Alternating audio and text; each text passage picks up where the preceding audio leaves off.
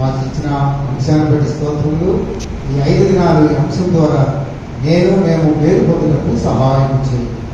మమ్మల్ని మేము పరీక్షించుకొని ఏ స్టాండర్డ్లో ఉన్నామో తెలుసుకుంటూ సహాయం చేయండి.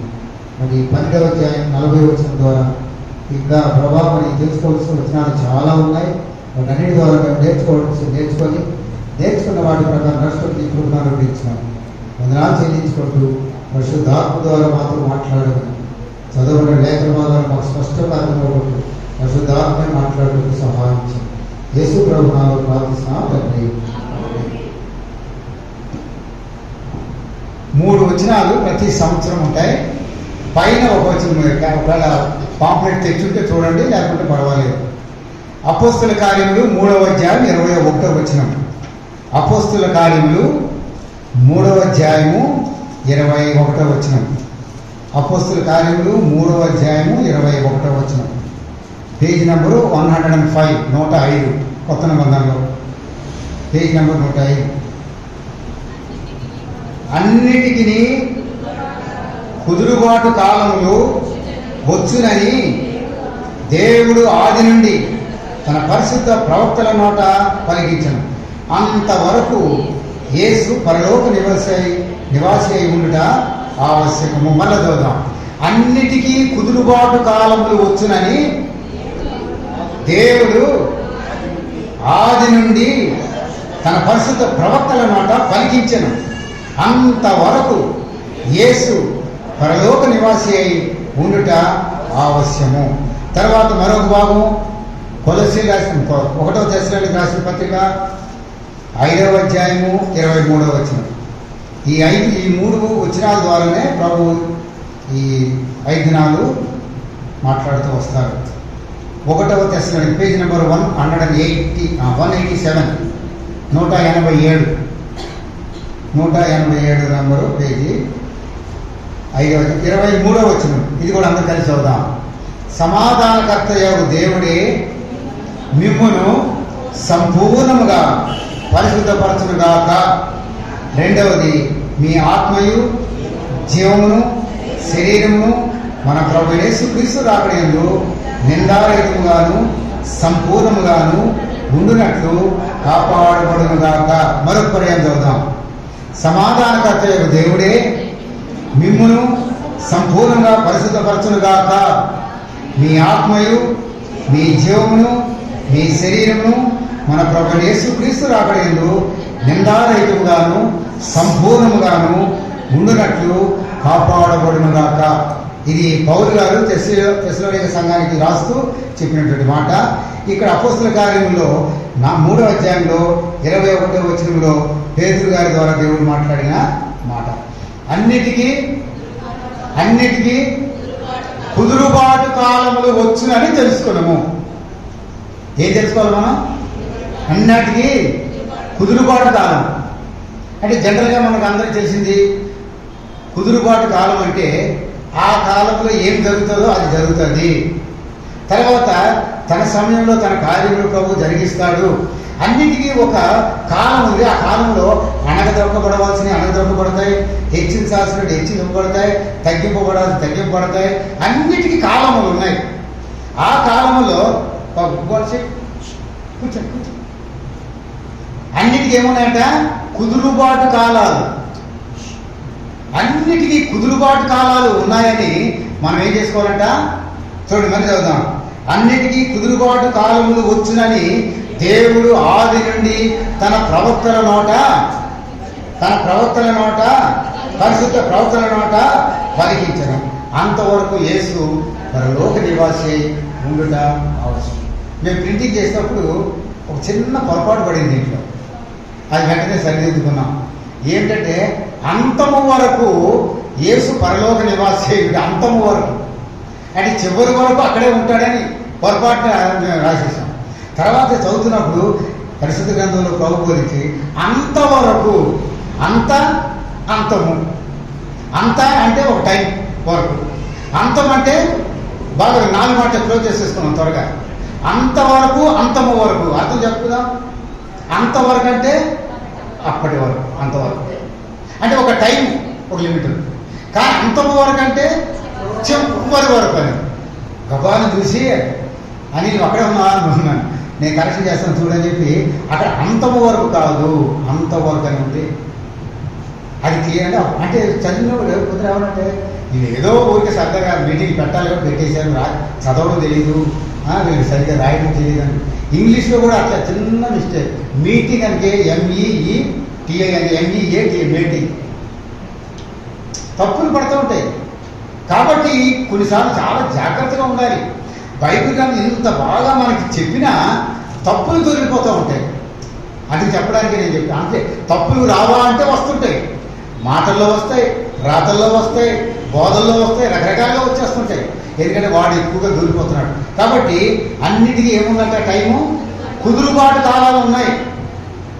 ఆ కుదురుబాటు కాలంలో ఏమేమి జరుగుతుందో దేవుడు జరిగిస్తాడు. కానీ అంతవరకు యేసుక్రీస్తు ప్రభు పరలోక నివాసి ఉండాలి. తర్వాత ప్రభు ఆయన ఇప్పుడు ఈరోజు కొంచెం ఇంట్రడక్షన్ బాగా నేర్చుకుందాం. బైబిల్ అంతటి గురించి చాలా మనకి తెలుసు, మరలా ఒకసారి జ్ఞాపకం చేసుకుందాం. బైబిల్ గ్రంథంలో 2 పుస్తకాలు ఉన్నాయని మనకు తెలుసు. ఏమేమి? పాత నిబంధన అంటే గ్రంథాలు, పాత నిబంధన గ్రంథం, కొత్త. ఎందుకంటే మరలా మనందరికి తెలిసినా మరొకసారి జ్ఞాపకం చేసుకుందాం. ఇది రిఫ్రెష్మెంట్ కోర్సు. ఈ 2 గ్రంథాల్లో పాత నిబంధనలో 39 పుస్తకాలు ఉన్నాయని మనకు తెలుసు. 39కి మధ్యలో 3కి 9కి మధ్యలో ఇంటూ పెట్టండి. 39 కదా, దాని మధ్యలో 3ని పక్కకు తోసి 9ని పక్కకు తోసి ఇంటూ పెట్టండి. 3 9 27. అదే ఏ గ్రంథం? కొత్త నిబంధన. సో బైబిల్ అంతా కూడా ఎంత మంచిగా రాశారంటే దేవుడు రాయించాడంటే, ఈ గ్రంథానికి మొత్తం ఈ గ్రంథానికి వయసు ఎంత అంటే, మన వయసు అంటే 100, 80, 70 అని చెప్తాం. ఈ గ్రంథానికి వయసు ఎంత అంటే ఇప్పటికి ఈ రోజు వరకు అంటే టెంటెడ్ కరెక్ట్గా అంటే నిమిషాలతో సహా చెప్పట్లేదు, కానీ గ్రంథం చెప్పినటువంటి ఎన్ని సంవత్సరాలు ఇప్పుడు ఈ బైబిల్ గ్రంథానికి అంటే పాత మందికి కొత్త మంది కలిపి 6024 సంవత్సరాలు. 23 అయితే 24, అవునా కదా? ఆదికాండం 1వ అధ్యాయం నుండి ఈ రోజు వరకు జరుగుతున్నటువంటి విషయాలన్నింటిలో కూడా మొత్తానికి సంవత్సరాల బైబిల్ కాలం 6023 సంవత్సరాలు. మీరు ఎవరైనా సైంటిస్టులు కూడా అడిగి చూసుకోండి. 6023 సంవత్సరాల విలువైనటువంటి గ్రంథం ఇది. అంటే డే 1 నుంచి రాయబడినటువంటిది. మానవుని నిర్మించిన దినం నుంచి లేదా సృష్టి ఆరంభం నుంచి రాసినటువంటి ఈ గ్రంథము యొక్క కాలము 6023 సంవత్సరాలు. తర్వాత ఇది తర్జుమా చేయడము, రకరకాల భాషలో రాయడము, ఇవన్నీ తర్వాత జరిగి దాని అంతటి సరే అది అక్కడికి ఆపుచేద్దాం. రెండవది ఆదాము దగ్గర నుంచి నోవాహు గారి వరకు 2000 సంవత్సరాలు. మళ్ళీ ఆదాము నుంచి నోవాహు నుంచి యేసుక్రీస్తు ప్రభు భూమి మీదకి వచ్చే వరకు 2000. ఎన్నైంది? 4000. యేసు ప్రభు వచ్చిన రోజు నుంచి ఈ రోజు వరకు 2023. మొత్తం ఎన్ని? 6023. అంటే బైబిల్ గ్రంథం యొక్క చరిత్ర లేదా బైబిల్ గ్రంథం యొక్క జీవితము 6023. ఈ 6023 కొన్ని కోట్ల మంది భూమి మీదకి వచ్చారు, వెళ్ళిపోయారు. మనం కూడా వచ్చాం, వెళ్ళిపోతాం. కానీ నాకు ఒక చిన్న ఆశ ఉంది. ఏమిటంటే మనం వచ్చిన మనందరం ఇక్కడే కాదు, భూమి మీదకి వచ్చిన అందరూ ప్రభు వచ్చే వరకు నిలిచుంటే ఎంత బాగుంటుంది. ఆశ ఉందా? మనందరం కూడా చచ్చిపోకూడదు. అంటే ఎక్కడ చచ్చిపోయి సమాధి పెట్టి మనందరం వచ్చి ఆడకూడదు ఎవరు. మనందరం యేసు ప్రభు రేపు వస్తే అలాగే ఎత్తబడాలి. అది ఆశ. 6023 సంవత్సరాల నుంచి పాత నిబంధన బోధిస్తూ ఉంది. 4000 సంవత్సరాలు యేసు ప్రభు వచ్చి మళ్ళీ బోధించినవి అన్ని సేవకులు బోధించినవి, విశ్వాసులు బోధించినవి, ప్రవక్తలు బోధించి అన్ని దీంట్లో రాయబడి ఉన్నాయి. మరి ఎన్ని మన జీవితాన్ని నిజంగా ప్రభు ఈ దినాన్ని కూడా వస్తే నేను ఎత్తపడతాను. ఎందుకంటే అంత ఖచ్చితంగా మనం చెప్పగలుగుతున్నామంటే ప్రభు చెప్పాడు, నేను ఏ టైంలో వస్తానో అది ప్రభు ఏం చెప్పాడంటే మత్తయి సువార్త చూడండి ఒక మాట. మత్తయి సువార్త 24వ అధ్యాయము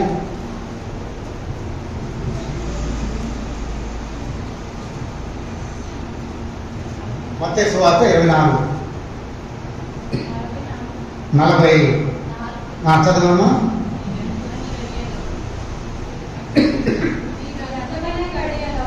దానికన్నా ముందు ఒక మాట ఉంది, ఇక్కడ చూద్దాం. 36వ వచనం, 35, 36 చదువు. 35, 36. కానీ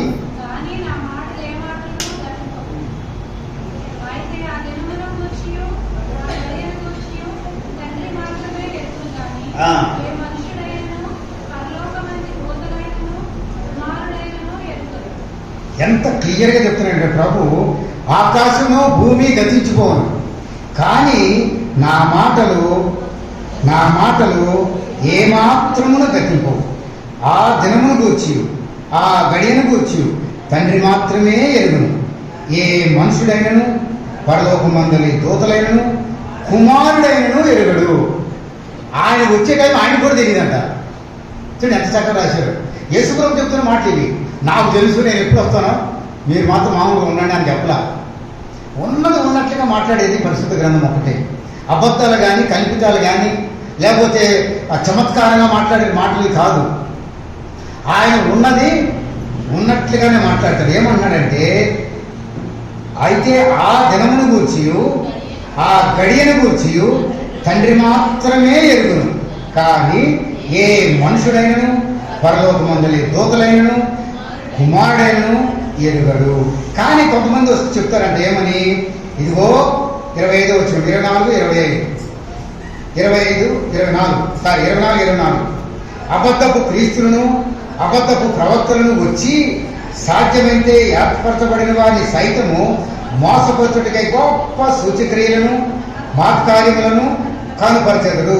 తర్వాత 27వ వచనం, 25, 26 కూడా చదువుతాడు.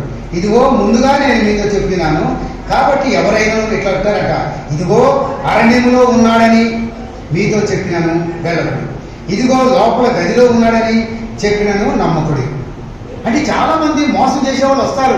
యేసుప్రభు రాకముందు 2000 సంవత్సరాల క్రితమే యేసుప్రభు చెప్పిన మాట ఇది. ఈరోజు చెప్పింది కాదు, ఇది సడన్ గా రాసింది కాదు. 2000 సంవత్సరాల క్రితమే యేసుక్రీస్తు ప్రభు స్వయంగా చెప్పినటువంటి మాట. నేను రాక మునిపే చాలా మంది వస్తారు, ఇదిగో యేసు ప్రభు ఇక్కడున్నాడు, వచ్చేస్తున్నాడని. ఒక 15 సంవత్సరాల క్రితము హైదరాబాద్ రాజమండ్రిలో ఒక చర్చ్ ఉంది. ఆయన ఏం చేశాడంటే అందరికి చెప్పాడు, రేపు రాత్రి 12:25 ఆయన వచ్చేస్తున్నాడు, మీరందరూ మేడ మీద రెడీగా ఉండండి అని చెప్పి. జరిగింది ఒక 15 సంవత్సరాల క్రితం. ఎవరైనా ఫుల్ గాస్పుల్ చర్చ్ అని ఒక ఆయన ఉంది, చర్చ్ అంటే మన పేరు చెప్పుకోండి బాగా. ఆ చర్చిలో వాళ్ళు కూడా ఆయన, ఇంకొక ఆయన ఒకసారి అమెరికాలో ఒక ఆయన, ఇలాగా వాళ్ళు ఇష్టం వచ్చినట్టు బోధిస్తాను వచ్చారు. ఇదిగో వచ్చేస్తున్నాడు, ప్రభు చెప్పాడు ఇదిగో వస్తున్నానని. కానీ ఎప్పుడు వస్తాడో ఎవరికి తెలుసు? అది తండ్రికి మాత్రమే, సర్వోన్నతుడైన దేవుడికి మాత్రమే తెలుసు. అది ఏ మనుషులకు కానీ, ఏ ప్రవక్తలకు కానీ, తర్వాత దేవదూతలకు కూడా ఇది ఒక్కటే ప్రపంచంలో కాన్ఫిడెంట్గా ఉంది. అంటే రహస్యంగా ఉంచినటువంటి విషయం. కానీ ఈ రహస్యాన్ని మాత్రం చెప్పాడు, వస్తానని చెప్పాడు. కానీ ఎప్పుడు వస్తాడో మాత్రం మనిషికి ఎవరైనా సరే, నేను ఏదో టైంలో వస్తానని అన్నాడు అనుకోండి, కాదండి 1 గంటగా లేకపోతే 2 గంటలకు వస్తాడు, లేదా 6 గంటల ఉదయమా, మధ్యాహ్నం, సాయంకాలమా, ఏ టైం వస్తాడో చెప్పండి అని అడుగుతాం మనం. ఎందుకు? రోజంతా వెయిట్ చేయలేము కదా, రోజంతా బోర్డు పనులు ఉంటాయి, ఎన్నో పనులు రైలు చేసుకోవాలి. కాబట్టి మాకు ఏదో టైం చెప్పండి అంటాం. అలా కాదండి నేను వస్తాను కానీ చెప్పలేనండి అన్నాడు అనుకోండి, ఇక ఆయన మీద మనకు ఎంత కోపం వస్తుందంటే, చెప్పలేనాడు ఎందుకు రావాలి? ఎప్పుడో వస్తానంటే ఆ డేట్ మాకు చెప్తే బాగుంటుంది కదా. ఏమన్నా అంతేనా? చెప్పలేనోడికి ఎందుకండి డేటు?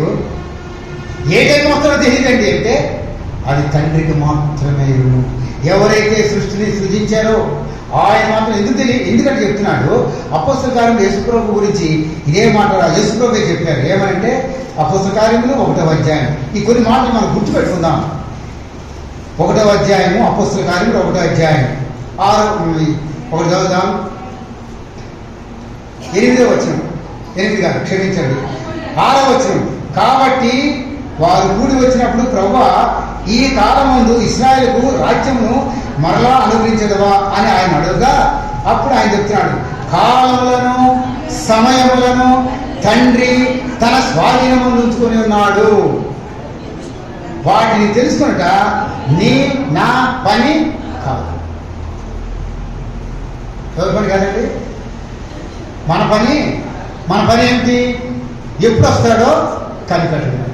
ఆయన ఉదయం అన్న రావచ్చు, మధ్యాహ్నం అన్న రావచ్చు, సాయంకాలం అన్న రావచ్చు, మొదటి గడిలో రావచ్చు, లేదా రెండవ గడిలో రావచ్చు, మొదటి జాములు రావచ్చు, రెండవ జాములు రావచ్చు. ఏ జాములు వచ్చినా సిద్ధంగా ఉండాలని చెప్పడానికి ఈ 5 దినాలు. ఏ దినమనన్నా సిద్ధముగా ఉండాలి.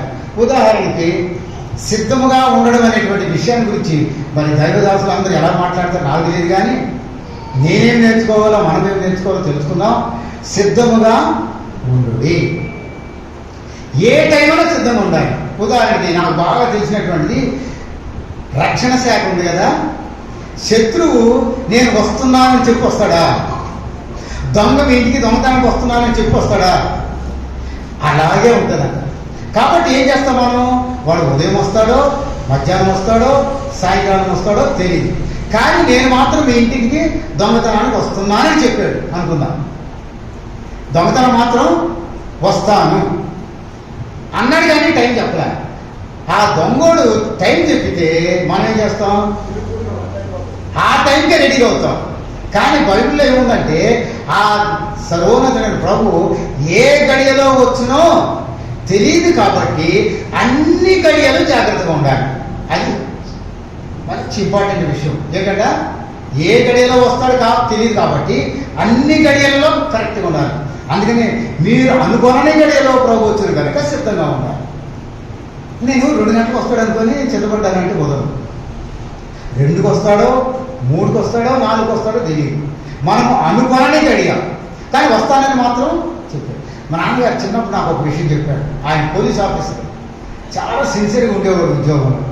ఒక కమాండెంట్ గారు వాళ్ళ ప్రాజెక్ట్ అంటే వాళ్ళ ఆఫీస్ విజిట్కి వస్తానన్నాడంట. అని ఉదయం చెప్పాడు, జార్జ్ ఆయన విజిటింగ్ ఎవరు ఇది ఆఫీస్ అని అన్నాడంట. జంగిల్లో ఉన్నారు, అడవిలో. ఈయన మా ఓసీగా ఉన్నాడు. వచ్చి నేను వస్తానని చెప్పాడు, అంతే. సరే ఉదయం చూశారు, రాలా, అన్నం వండారు, అయిపోయిందంట. మళ్ళీ సాయంకాలం చూశారంట, సాయంకాలం చూసి అయిపోయిందంట. ఆయన ఏం చెప్పాడంటే, నాకు ఓన్లీ కొంచెము రసము, కొంచెం ఏదైనా చిన్న కలి ఉంచు అన్నాడు. చూడండి అంత క్లియర్గా చెప్పాడు మా నాన్నగారు చెప్పిన. అంటే అప్పుడు మధ్యాహ్నం రాలా. వాళ్ళు అన్నారు, సార్ ఆయన రాడు సార్ అన్నాడు. లేదు ఆయన వస్తానన్నాడు, I will wait for him అన్నాడంట. అని సరే రాలా, అయిపోయింది భోజనం, అయిపోయింది సాయంకాలం. మళ్ళీ సాయంకాలం భోజనం మరలా చూస్తున్నారంట. 7, 8, 9, 10, 11, 12, 1 గంట అయిపోయిందంట. అప్పుడు వచ్చాడంట. నేను అనుకున్న గడిలో వస్తానని ప్రభు చెప్పాడు, కానీ ఈయన చెప్పాడంటే నేను వస్తాను అన్నాడట. ఉదయం చూశారు రాలా, మధ్యాహ్నం చూశారు రాలా, సాయంకాలం చూశారు రాలా, రాత్రి 12 కదా. వాళ్ళు అన్నారంట, సార్ ఆయన రాదు సార్, ఇంక రాదులేదు సార్, ప్రోగ్రామ్ కానీ అందుబాటులో కూడా నో. మనకి ఎంత నాకు ఆ మాట ఈరోజు కూడా గుర్తు. నేను ఆయన వస్తానన్నాడు, ఒకవేళ రానంటే నాకు ఫోన్ చేసి చెప్తాడు, కాబట్టి నేను వెయిట్ చేస్తానన్నాడు. కరెక్ట్ 1 గంటకు వచ్చాడంట. ఆయన అనుకున్నాడు ఇంక తిండి తిండేమో అనుకుంటే అక్కడ తినంట. జార్జ్ నేను అన్నట్లుగా రెడీ చేసావా అన్నాడంట. ఎవ్రీథింగ్ ఈజ్ రెడీ సార్, వేడిగా ఉంచారని చెప్పి గబగబా సర్వ్ చేయించాడట. నిజంగా మా నాన్న అంటాడు, నేను కనుక ఆ టైంలో రాడులే అనుకొని పడుకొని ఉంటే నా రికార్డ్ అంతా కూడా రెడ్డింగ్తో రాసి వెళ్ళిపోయిండేవాడు. అంతే కదా. What I said, what you did. నేను ఏం చెప్పాను నీకు? వస్తానన్నాను కదా, రాకపోతే నీకు చెప్పేవాడిని కదా. నేను నేర్చుకున్న విషయం మా నాన్నగారు నేర్చుకున్నారు, ఆయన నాకు చెప్పాడు, నేను నేర్చుకున్నాను. ఆయన ఇట్లా ప్రభు కూడా ఏ దినాన్ని వస్తాడు, కానీ వస్తానని మాత్రం రాత్రి రాని, 1 గంట రాని, మధ్యాహ్నం రాని. నువ్వు ఎలా ఉండాలి? సిద్ధంగా ఉండాలి. అది గుర్తుపెట్టుకున్నాం. సిద్ధముగా ఉండడం అనేటువంటిది చాలా గొప్ప విషయం, కానీ చాలా కష్టమైంది అదే. ఎందుకంటే రెడీగా ఉండడం అనేది, ఒకసారి రెడీగా ఉండి వస్తారన్న కానీ తప్పకోసం మంచి డ్రెస్ వేసుకొని ఫ్రెష్గా ఉంటాం. ఆయన రావడం ఆలస్యం అవుతుంటే డ్రెస్ ఏమైపోతూ ఉంటుంది, నగిపోతుంటుంది, చెమటలు పడుతూ ఉంటే తర్వాత అంత పాడైపోద్ది. మళ్ళీ ఏం చేస్తాం? మళ్ళీ ఎన్నిసార్లు బాబు సిద్ధపడాలి. You should be always be ready. Be ready ఏంటట? బీ రెడీ, మీరు సిద్ధముగా ఉండుడి. మనం ఎలా ఉండాలా? నేను డిపార్ట్మెంట్లో మా నాన్నగారు చెప్పిన విషయాలు ఎన్నో నేర్చుకున్నాను. ఆయన అంటాడు, పోలీస్ డిపార్ట్మెంట్లో లేదా రక్షణ శాఖ అంతా కూడా శత్రువు ఎప్పుడు వస్తాడో అని తుపాకీ పట్టుకోనే ఉండాలి. 8 గంటలు ఇలా ఉండాలి, ఎప్పుడు వచ్చే కొట్టాలని. 8 గంటల డ్యూటీ కదా, అది 8 గంటలు మళ్ళీ ఇంకొక 8 గంటలకు కూడా వస్తాడు. లేదా 8 గంటలు కాబట్టి 2 గంటలు అనుకోండి, తుపాకీ మాత్రం తెచ్చకూడదు. 2 hours ఇలా చూస్తూనే ఉండాలి, ఇలా కనిపెడుతూ ఉండాలి. ఆ 2 గంటలు అవగానే రెండో వాడు రెడీగా ఉంటాడు, తక్కువ వచ్చి జాయిన్ అయిపోతాడు. ఏమండి, శత్రువు వస్తాడంటే మన రక్షణ శాఖ అంత రెడీగా ఉంటే, వాళ్ళంత రెడీగా ఉన్నారు కాబట్టి మనకి శత్రువులు రాకుండా, లేదా మనం అందరం నశించిపోకుండా దేవుడు కాపాడుతున్నాడు. శత్రువును సంహరించడానికి, శత్రువుని ఎదుర్కోవడానికి వరకు ప్రతి 2 గంటలు జోసెఫ్ గారు ఎన్ని గంటలు ఉంటారు? 2 3 2 hours 3 2 hours. 2 hours ఏంటంటే రెండో వాడు రెడీగా ఉంటాడు. ఒక 2 గంటలు అయిపోయి నేను దిగిపోతానంటే కుదరదు. రెండో వాడు మళ్ళీ వచ్చే వరకు వెయిట్ చేయాల్సిందే. అతను వచ్చి రెడీగా ఉండేటప్పుడు ఇతను పక్కకి వెళ్ళాలి. అంటే అంత జాగ్రత్తగా ఉండాలి.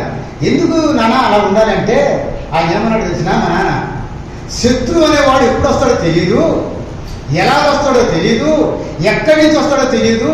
కాబట్టి మన కాళ్ళ కిందే, బొటన వేలు క్రిందే శత్రువు ఉన్నాడు అనుకోవాలట. ఏమంటే అంతేనండి, బొటన వేలు క్రింద శత్రువు ఉన్నాడు అనుకొని తుపాకీ ఇక్కడ చూపించకూడదు. ఎక్కడ చూపించాలి? ముందు మన బొటన వేలు కింద చూపించాలి. ఇక్కడున్నాడేమో అని, మన సరౌండింగ్స్లోనే ఉన్నాడేమో అని ఇక్కడి నుంచి చూసుకుంటూ ఏమైనా ఆ భూమి ఏదైనా పగిలిందా, లేదా కప్పెట్టిందా, లేకపోతే కామ్ ఆఫ్ కన్సీల్ అని ఒకటి ఉంటుంది. ఈ మొక్కలు ఉంటాయి కదా, మొక్కలు వేసుకొని ఉంటారు. అంటే పొదల్లో ఉన్నప్పుడు పొదలాగే తయారైపోతారు. పొద ఇలా కదులుతున్నాను, పొద జాగ్రత్త కనిపెట్టాలి. రే పొద కదిలింది అంటే ఇక్కడ ఎవరు? శత్రువు పసిగట్టాలి. మనం ఏ రోజు మనం పడగొడతాడో ప్రభు వచ్చేటప్పటికి మనం సిద్ధంగా ఉన్నాం అనుకుంటాం, వెంటనే పడిపోతాం మేమని. ఇది చాలా అవసరం మన జీవితానికి. క్రైస్తవులకి ఇది లేకపోతే వేస్ట్. ఏదో నేను క్రైస్తవుడు అయిపోయాను, బైబిల్ చదువుకున్నాను, ప్రార్థన చేసుకుంటున్నాను, వెళ్ళిపోతున్నాను, వచ్చేస్తున్నాను, సరిపోదు. శత్రువు నిన్ను ఏ దినమైనా పడగొట్టగలడు, ఎక్కడైనా పడగొట్టడు, ఎప్పుడైనా పడగొట్టగలడు. ఎందుకంటే బైబిల్లో చాలా మంది పడగొట్టాడు. వాడు ఎవరు పడగొట్టాడు? ఫస్ట్ కాదు, అవ్వనే పడగొట్టాడు. అలా మేము చెప్పింది బాగా చెప్పాడు. కానీ అవ్వని ఫస్ట్ పడగొట్టాడు. ఇద్దరు పడిపోయినట్లే, కానీ ఫస్ట్ పడగొట్టింది ఎవరి స్వరూపం ఉంది? ఆవిడ దేవుని స్వరూపంగా, ఆయన స్వరూపం ఉంది, ఆయన పోలిక చొప్పున చేసుకున్నాడు. అప్పుడు వారికి ఇంకా వారిలో పాపం ఏమి కనపడలేదు. కానీ వాళ్ళు అంత కరెక్ట్గా ఉన్నా పడిపోయారు. మనం అనుకుంటాం నేను చక్కగా ఉన్నాను, పడిపోను అనుకుంటావు. నువ్వు ఎప్పుడు పడతావో తెలియదు, ఊరికి ఎక్కడ పడతావో తెలియదు, ఏ ఊర్లో పడతావో తెలియదు, ఏ ఇంట్లో పడతావో తెలియదు, ఏ మేడ మీద పడతావో లేదు, ఏ ఊర్లో ఉద్యోగాల్లో పడతావో తెలియదు. ఎక్కడ పడతామో మనకి ఎప్పుడు పడతామో తెలియదు, ఎలా పడతామో కూడా. విధవేశ్వరికి 3.5 సంవత్సరాలు యేసు ప్రభుతో ఉండి పడిపోయాడు. ఒక్క రాత్రిలో పడ్డాడండి. 3.5 సంవత్సరాలు డబ్బు సంచి బాగా పెట్టుకున్నాడు. తెల్లవారి యేసు ప్రభుని 9 గంటలకు సిలువ వేస్తారు. కానీ ఆ ముందు రాత్రి మన ప్రార్థన చేస్తూ ఉన్నాడు. ప్రభు ఆ దొంగ వెళ్ళి అందరికి అప్పచెప్పాడు. ఆ రాత్రే డబ్బు సంచి పట్టుకొని వాళ్ళ డబ్బు వీళ్ళ డబ్బు మొత్తం పట్టుకొని పెట్టుకున్నాడు. తన రాజ్యమునకు పోవుటకు తప్పిపోయాడు. సిద్ధముగా లేడు. బలలో పాలు గుంపులు పొందాడు.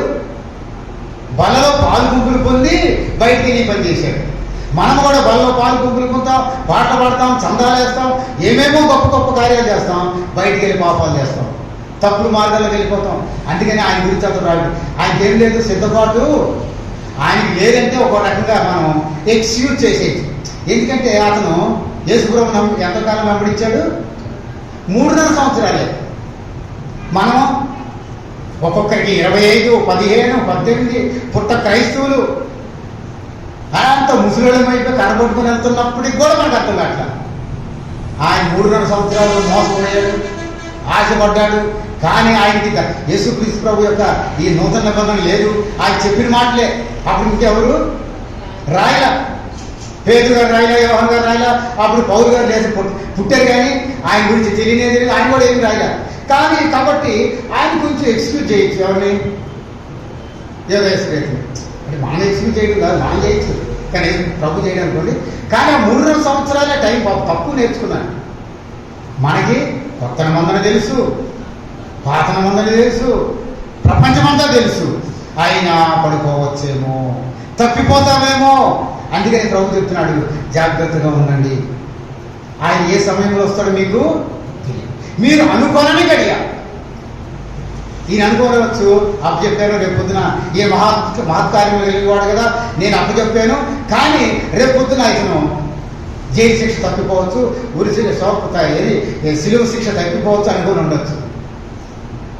ఎందుకంటే యేసుప్రభు గొప్పడు కదా, అద్భుతాలు చేసినాడు, తన ప్రాణాన్ని తాను రక్షించుకోవాలంటే యేసుప్రభు చెప్పాడు కదా. ఎవరు సువార్తలో ఏమో చెప్పాడు, 10 ప్రాణము పెట్టుటకును తీసుకుని నాకు అధికారం ఉంది. కానీ ఈ తప్పుడు ఆలోచనలన్నీ ఈ మనిషిలో చేరిపోయి సిద్ధపాటు లేకపోవడం వలన దేవుడి రాజ్యమునకు వారసుడు.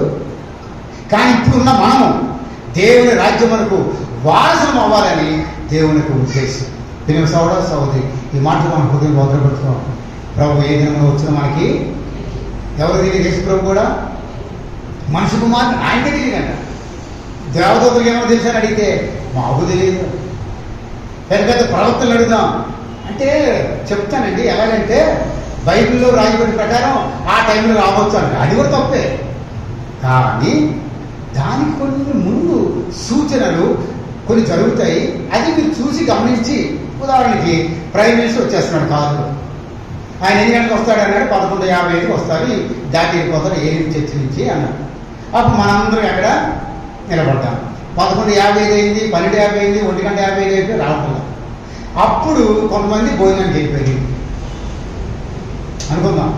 1:55 వస్తారు, 11:50 వస్తారు, రాలేదు కాబట్టి 4:50 వస్తాడులే మనకెందుకు అని గబగబా మళ్ళీ వెళ్ళి వాళ్ళు చూసుకున్నారు.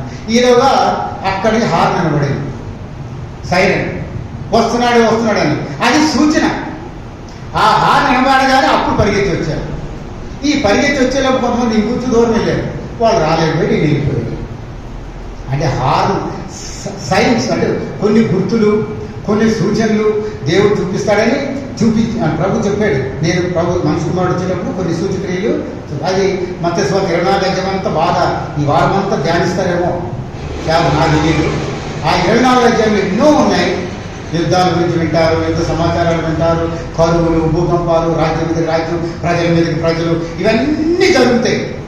ఇవి జరుగుతున్నాయి అంటే అర్థం ఏంటంటే ఇదంతా సైన్స్, గుర్తులు. ఓహో, ప్రభు చెప్పాడు. తర్వాత ఇంకా ఎలాగ ఉంటుంది అన్నాడు, నోవా దినములో ఎలా ఉండునో అలాగే ఉండును. తర్వాత మనిషి కుమారుడు ఎలా ఉంటుందంటే పెళ్లి చేసుకుంటూ ఉంటారు, తిరుగుతూ త్రాగుతూ ఇష్టానుసారంగా ఉంటారు, ఇళ్ళు కట్టుకుంటూ ఉంటారు, పంటలు పండిస్తూ ఉంటారు. ఇవన్నీ జరుగుతూ ఉంటుండగానే ఆయన వచ్చేయచ్చు. సో అట్లా ఉంటుంది అన్నాడు. ఈ దినాలు గమనిస్తున్నప్పుడు మనం చిన్నప్పటికి ఇప్పటికి ఎంత డిఫరెన్స్ ఉంది, ఏమేమి కనబడుతున్నాయి, ఇవన్నీ మనకు తెలుసు. కాబట్టి ఇది ప్రభు రాకడకు 2 బైబిల్ ఉన్నాయి. మొదటిది రాకడ, రెండవది యుగ సమాప్తి. గుర్తుపెట్టుకోండి, రాకడ. యేసుప్రభుని అడిగారు, నీ రాకడకును యుగ సమాప్తికి సూచనలు ఏమిటి అన్నారు. రాకడికి కొన్ని సూచనలు ఉన్నాయి, యుగ సమాప్తికి కొన్ని సూచనలు ఉన్నాయి. ఇది కొంచెం ఇప్పుడు వరకు నేను కూడా కొంతమందిని అడిగితే, బ్రదరు ఆయన ఎలా రాశాడు దీంట్లో, ఈయన ఎలాగ రాశాడు బ్రదరు, నిజమే ఎవరు తెలుసు. అక్కడ వచనాలను బట్టే, ఈ గ్రంథంలో ఉన్న వచనాలని తీసి కొంతమంది దైవజనులు కూర్చొని, బ్రదర్ ప్రభు వచ్చే ముందు ఇవి ఉంటాయి, ప్రభు పూర్తిగా ఆయన అంతము చేసే ముందు కొన్ని సూచనలు జరుగుతాయి, ఇవన్నీ జరుగుతాయి. కానీ ఎలా జరుగుతాయని తెలియదు. కానీ యేసు ప్రభు చెప్పినవి మాత్రం మనం పాటిస్తే చాలు. ఓహో, ఆయన వచ్చేటప్పుడు ఇలాగా భూకంపాలు జరుగుతాయి, యుద్ధాలు జరుగుతాయి, రాజ్యం మీదకి రాజ్యం, ప్రజల మీదకి ప్రజలు. ఇప్పుడు జరుగుతున్నాయి కూడా అలాగే, ఇవి జరుగుతూ వచ్చి ఇంకా ఎక్కువ అవుతున్నాయి. కాబట్టి వీటన్నిటిని బట్టి ఏం తెలుసుకోవాలంటే 2 ఉన్నాయి. మొదటిది రాకడ, రెండవది యుగ సమాప్తి. మనకి యుగ సమాప్తి మనకు వద్దు. ఎందుకంటే యుగ సమాప్తులు ఏమవుతాయి, ఎలా జరుగుతాయో ఇక్కడ చిప్పు పెడతారు, 666 ఇవన్నీ ఉన్నాయి. ఇవన్నీ తర్వాత జరుగుతాయి అనుకున్నాను నేను. అవి జరగక ముందు ప్రభు వస్తాడు, ఆయన పిల్లలు కొనుక్కోవాలి. దాని కొరకు మన సిద్ధ. ప్రభు నీవు వస్తున్నావు, నేను మాత్రం రెడీగా ఉన్నాను. 2 రాకడ, యుగ సమాప్తి. ఈ రెండు విషయాల గురించి చాలా జాగ్రత్తగా మనం ఆలోచిస్తూ ఉండాలి. మొదటి దాని గురించి ఎక్కువ వాళ్ళు ఏమని ప్రభు ఎప్పుడు వస్తాడా అని ఎదురు చూచు మనుషుల వలె ఉండాలి, మెలుగుగా ఉండాలి. 5 ఉన్నాయి, 5 చూసుకొని క్లోజ్ చేసుకున్నాం. 12:30 కదా క్లోజ్ చేస్తున్నాం. మొదటిది లూకా సువార్త 12వ అధ్యాయం. లూకా సువార్త 12వ అధ్యాయం.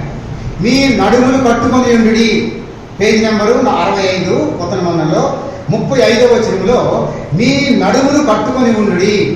ఇది ప్రభు చెప్పిన మాట. అంటే నడుము గురించి మీరు ఏం చేయాలంటే ఆలోచించాలి. పెద్ద పెద్ద సేవకులు అడగాలి, ఏమిటి నడుము కట్టుకోవడం అంటే ఏమిటండి? ఒక బెల్ట్ కట్టుకోవడమా, లేదా గుడ్డ కట్టుకోవడమా? మనం అడగాలి కదా, తెలుసుకోవాలి. మరి దైవజనులు ఎలా చెప్తారు? ఏమంటా నడుము కట్టుకొని ఉండుడి. నాకు అర్థమైంది అంటే నడుము కట్టుకొని అంటే మీ నడుమునకు సత్యం అనే దట్టి అని ఎవరు రాశారు? ఎఫెసీయులకు రాసిన పత్రిక 6వ అధ్యాయంలో పౌలు గారు రాశారు. మీ నడుమునకు సత్యం అనే దట్టి కట్టుకునండి. అంటే మనం సత్యవంతులుగా, మనం బ్యాలెన్స్డ్ లైఫ్. సత్యం నడుము అనేది సెంటర్ ప్లేస్, అటు కిందకి పైకి 2 భాగాలు ఇస్తున్నారు. ఈ నడుము అంటే నీ జీవితంలో సత్యము ఖచ్చితంగా ఉండి తీరాలి. మీ నడుమునకు సత్యం అనే దట్టి కట్టుకోండి. రెండవది, మీ దీపములు వెలుగు చూడండి. ప్రభా, నేను కరెంట్ బిల్ అయిపోయింది కానీ నా దీపం వెలుగుతూ ఉంది. ఎక్కడ? చర్చిలో 24 గంటలు వెలుగుతుంది. ఎక్కడ? చర్చిలో. బిల్ అయినా పర్వాలేదు, మా ఇంట్లో ఒక లైట్, చర్చిలో ఒక లైట్. మీ దీపాలు వెలిగించమన్నారు కదా అని అలాగే అర్థం అవ్వచ్చు. మనం మీ దీపములు ఈ గోడల మీద, గుడుల్లో, ఈ చర్చిలో, ఈ ఇంట్లో కాదు వెలగాల్సింది. మీ దీపములు వెలుగుతుందండి. మన దీపాలు నిత్యం వెలుగుతున్నారు. నేను ఒక 3 విషయాలు చెప్తాను ఈ దీపాల గురించి. మనిషికి 3 దీపాలు ఉంటాయి తెలుసా? ఒకటి ఎక్కడ ఉంటుందో తెలిసినా? నెత్తి మీద, తల మీద దీపం. ఎక్కడ? యోగ గ్రంథం 29వ అధ్యాయంలో చూడండి. గుర్తుపెట్టుకోండి, 3 లైట్లు మీకు ఉన్నాయో లేదో, నాకున్నాయో లేదో పరీక్షించుకుందాం. యోగ గ్రంథం 29వ అధ్యాయం 3వ వచనం చదువుదాము. అందరు తీసిన చదువుతాం తల్లి, అందరు తీయండమ్మా. 29వ అధ్యాయము 3వ వచనం, పేజీ నెంబరు 440 పాత నిబంధనలో. ఇప్పుడు చదువుతాం. చదువుతారు. అప్పుడు ఆయన దీపము నా తలకు పైగా ప్రకాశించుతుంది. ఎక్కడుండాలి ఇప్పుడు దీపం? తల మీద. కనబడుతుంది, చూసుకోండి ఒకసారి. ఇలా అమ్మాం దీపాలు ఉన్నాయేమో. అంటే ఆయన యొక్క తేజము మన తల మీద నిత్యము ప్రకాశిస్తున్నారు. ఆయన వెలుగు మన తల మీద ఎప్పుడు కనబడుతున్నారు. ఏమిటంటే మీరు ఎప్పుడు చూసినా మీ ముఖం కళకళగా ఉంటుందంటే వెలుగు. రెండవ దీపం నరుని ఆత్మ యెహోవా పెట్టిన దీపము. ఈ దీపము నిత్యము వెలుగుతుండాలి. ఎప్పుడైతే యేసుక్రీస్తు ప్రభువును మన సొంత రక్షకుడిగా అంగీకరించామో ఆ రోజు నుంచి ఈ దీపము వెలిగింది. ఈ దీపం ఆరిపోకుండా చూసుకోవాల్సిన బాధ్యత మనకి. 2 దీపాలు, ఒకటి తల మీద, తలకు పైగా, రెండవది హృదయంలో. ఈ దీపం నరుని ఆత్మ యెహోవా పెట్టిన. 3వ దీపం, నీ వాక్యము నా పాదములకు దీపము, అది నా త్రోవకు వెలుగు. 119వ అధ్యాయము 105వ వచనం. 119, 105. ఇప్పుడు దీపాలు ఎన్ని ఉండాలి మనకి? 3 లైట్లు వెలుగుతుండాలి. ఎవరైనా చెప్పచ్చు, మా విజయనగరంలో 3 లైట్లు ఉన్నాయి దీపాలు, 3 అంతర్లు అంటారు కదా, విజయనగరంలో ఉన్నాయి. ఆ దీపాలు వెలుగుతుంటాయో ఆరిపోతే మనకు వద్దు. మన దీపాలు మాత్రం ఇక్కడ ఎంతమంది ఉంటే అన్ని మూళ్ళు. ఒకళ్ళకి 30 మంది ఉంటే 30 మూళ్ళు, 100 మంది ఉంటే 100 మూళ్ళు, 1000 మంది ఉంటే 1000 మూళ్ళు. అన్ని దీపాలు ఉన్నాయండి. చాలా అవసరం అండి. ప్రభు అన్నాడు, మీ దీపములు వెలుగు చూడనీడి. మన దీపాలు. అందుకని ధర్మశాస్త్రంలో దేవుడు ఒక విషయం చెప్పాడు. 27:20 నిర్మాకాండం. అంటే ఇది గుర్తుపెట్టుకుందాం. ఈ 5 దినాలు ప్రభు మనతో మాట్లాడినట్టుగా 27వ అధ్యాయం 20వ వచనం నిర్మాకాండం పేజీ నెంబర్ 67. మరియు దీపము నిత్యము వెలుగుచుండనట్లు ప్రదీపమునకు దంచి తీసిన అచ్చము ఒలివల నూనె తీసుకొని తేవలను ఇశ్రాయేలుకు ఆజ్ఞాపించును. ఏది అనగా దీపము నిత్యము వెలుగుచుండాలి. ఇప్పుడు మందిరంలో దీపం వెలిగించడానికి ఒక మనిషి ఉంటాడు, వెలిగించేస్తాడు. నూనె పోస్తా ఉంటే వెలుగుతూ ఉంటుంది. మరి మన దీపాలు ఎవరు వెలిగిస్తారు? మన దీపాలు, మన 3 దీపాలు రోజు ఎవడొచ్చేది? అమ్మ, నాన్న, తమ్ముడు, అక్క చెల్లి వచ్చి వెలిగిస్తారా? మన దీపాలు ఆరిపోకుండా చూసుకోవాల్సిన బాధ్యత మనదే. వెలుగుతూ ఉండేటట్టుగా చూసుకోవాల్సిన బాధ్యత మనదే. వెలిగించుకోవాల్సిన బాధ్యత కూడా మనదే. ప్రభువును మన సొంత రక్షకుడిగా, ప్రభా నేను పాపిని, ఇంతవరకు దౌర్భాగ్య స్థితిలో ఉన్నాను, దుర్మార్గంలో, చెడు అలవాట్లో ఉన్నాను, అజ్ఞానంలో ఉన్నాను, అవిధేయతలో ఉన్నాను, పాపంలో ఉన్నాను, దుష్టత్వంలో ఉన్నాను, నన్ను క్షమించమని ఎప్పుడైతే అడుగుతామో ఆ రోజు ప్రభు నీ హృదయాన్ని తెరిచి ఆయన తన వాక్యం మన హృదయంలో ఉంచి మన దీపమును వెలిగించేది. ఇది మొట్టమొదటి దీపం. ఏది? హృదయంలో దీపం. తర్వాత మన జీవితానికి నిత్యం అనేక మందికి సాక్షార్థమై కనబడేటట్టుగా మన తల మీద దీపం. మూడవది మన పాదముల, అంటే మన జీవిత యాత్రలో పడిపోకుండా, చెదిరిపోకుండా, నశించుకోకుండా, పతనమైపోకుండా మన పాదములకు వాక్యాన్ని ఎల్లప్పుడూ, అంటే ఆ వాక్యాన్ని ధ్యానిస్తూ ఆనందిస్తూ, ఆ వాక్యాన్ని నీ పాదములకు దీపం అంటే నీ జీవిత యాత్రకు, నీ నడకకు మనకి దీపమై ఉండాలి. ఉందండి? ఇది చాలా అవసరం. సంఘాలలో 100 మంది ఉన్నారంటే 100 మూళ్ళు, 300 ఎంత? 100 మూళ్ళు, 300 300 దీపాలు. గొప్ప ఏమిటి? ఆ చర్చిలోకి వెళ్ళానండి, అందరి తల మీద దీపాలు ఉన్నట్లు అనిపించిందండి నాకు. మన జీవితాలు అనిపించాలి ఇతరులు చూసినప్పుడు. అది ఎవరు చూడండి మన జీవితంలో. నేను ఒక చిన్న ఎగ్జాంపుల్ చెప్తాను. ఇదే స్థలంలో మేము ఉండేవాళ్ళం. చిన్న పాక 25 అడుగులు ఏమో ఉండేది. పైన ఒక టెంట్ వేసి ప్రతి ఆదివారం చేస్తుంటాము. ఆదివారం ఏమో టెంట్ కట్టేసి మా ఇంట్లో సామాన్లన్నీ మూలపడేసి ఒక మందిరం చేసేవాళ్ళం. అలా ఉంటున్నప్పుడు చాలా భయంగా ఉండి కింద నుంచి తేలు, పాము, వర్షం పడితే అన్ని పక్కన ఉండేవి. వాటి దారి ఆడితే మా దారి మాది. అందరూ ఉండేవాళ్ళు. మా తమ్ముడు జోసఫ్, వీళ్ళందరూ పెద్ద మంచి, వీళ్ళందరూ ఏం చేసేవాడు, పెద్ద గాలి వస్తే నేను పెద్ద బలవంతుడు గాలిని నన్ను పడుకోబెట్టుకుని వీళ్ళు చేసేవాడు. మా నాన్నగారు తాడు కట్టి పెట్టి అడిగి ఇక్కడే ఉన్నాడు. గాలి తీసిపోయి గట్టి కట్టి పెట్టేవాడు. కింద నుంచి నీళ్ళు పోతూ ఉండేది. ఇలాంటి దినాలు ఉంటున్నప్పుడు ఐనాడు జంక్షన్లో ఒక సినిమా హాల్ ఉంది. కరెక్ట్గా 12 గంటలకు సినిమా ఇచ్చి పెడతారంట. ఈ చెల్లూరు అందరూ వెళ్ళి మళ్ళీ వెనకెళ్ళిపోతున్నారు. వాళ్ళు వెళ్తూ తెల్లవారు ఒకరు మా ఇంటికి వచ్చారు. ఎదురొచ్చి, సార్ భలే పెట్టారంటే కాపలా, భలే తిరుగుతున్నారండి కర్రలు పట్టుకొని, మీ ఇంటి చుట్టూ భలే తిరుగుతున్నారు, మీరు చూసామండి, కర్రలు పట్టుకుని తిరుగుతున్నారంట. మా నాన్నగారికి తక్కువ స్ట్రైక్, ఏంటి కర్రపడి తిరగలేదు. మేము అసలు తినడానికి, మరి రిటైర్డ్ అయిన తర్వాత తినడానికి తిండి లేదు మాకు. 100 మన సంఘస్థులు అందరూ బియ్యం ఇస్తే ఆ బియ్యం వండుకొని తినేవాడు. ఒక బిందె నీళ్ళు తెస్తే ఆ నీళ్ళు తాగేవాడు. స్నానానికి కూడా చాలా కష్టపడేవాడు, ఎక్కడెక్కడో తీసుకొని వచ్చి. అలాంటి సమయాల్లో మేము బాడీ గార్డ్ని పెట్టడమా, మేము ఒక పోలీసులు బంధు పెట్టడం పెట్టమా, సార్ చుట్టూ తిరుగుతుంటే మేము చూసామన్నా. ఎంత ఆశీర్వాదం అనిపించిందంటే, మన చుట్టూ దీపాలు వెలుగుతున్నట్లుగా, మన చుట్టూ దేవుడిగా కంచె ఉన్నట్లుగా, మన చుట్టూ దేవదూతలు మనకి సహాయం చేస్తున్నట్లుగా కనిపించేటువంటి అనుభవం ఇతరులు చూడాలి. నువ్వు చూడకపోవచ్చు, నువ్వు ప్రార్థన చేసుకుని పడుతున్నావు, కానీ నీ చుట్టూ వాళ్ళు దేవదూతలు, యెహోవాను భయభక్తులు కలిగిన వారి చుట్టూ ఆయన దూత కావలి ఉండి వాడిని రక్షించును లేదా కాపాడును. కీర్తన గ్రంథంలో 34 మన 34:8 ఒక మాట. యెహోవాయందు భయభక్తులు కలిగిన వారి చుట్టూ ఆయన దూత కావలి ఉండి 34:7. యెహోవాయందు భయభక్తులు కలిగిన వారి చుట్టూ ఆయన దూత కావలి ఉండి వారిని రక్షించును. ఇది యథార్థమండి, జరిగిన విషయం. ఇది జీవమైన దేవుని పిల్లల చుట్టూ కావాలి. అలాగే మన చుట్టూ మన దీపాలు వెలుగుతున్నట్లు, మన ముఖాలు ప్రకాశిస్తున్నట్లు, మనం ఎంతో సంతోషంగా ఉన్నట్లు, the people who are outside they have to look at us. మనం చూడాలి, మనం చెప్పాలి సాక్ష్యం. ఏమండి మీ దినం మిమ్మల్ని చూస్తుంటే మీరు ఎంతో భక్తి కలిగిన వారు కనిపిస్తున్నారండి. మీరు అసలు మీరు క్రైస్తవులే కదా. మన క్రైస్తవులుగా ఉండడానికి ఏదో ఒక కొంచెం కనబడతా. అంటే క్రైస్తవులు అంటే క్రీస్తుని వెంబడించేటువంటి వాళ్ళు. బైబిల్లో క్రైస్తవులని 3 సార్లు ఉంది, కానీ బైబిల్లో 3 సార్లు ఉంది బైబిల్లో. కానీ ప్రపంచమంతా క్రైస్తవులు ఎంత చక్కగా వ్యాపించిపోయింది. సో మీరు నిజం క్రైస్తవులాగా కనిపిస్తుంది. మీ మాటలు చూస్తే అలా ఉన్నాయి, మీ పద్ధతులు చూస్తే అలా ఉన్నాయండి, మీ వ్యవహారాలు చూస్తే అలా ఉన్నాయి అని అనిపించుకోవాలి ఇతరులు. యెహోవా వీరి కొరకు గొప్ప కార్యం చేశానని, యెహోవా వీరి పక్షాన ఉన్నాడని అన్ని జనులు చెప్పుకోవాలి. యెహోవా మన పక్షాన ఉన్నాడని మనము.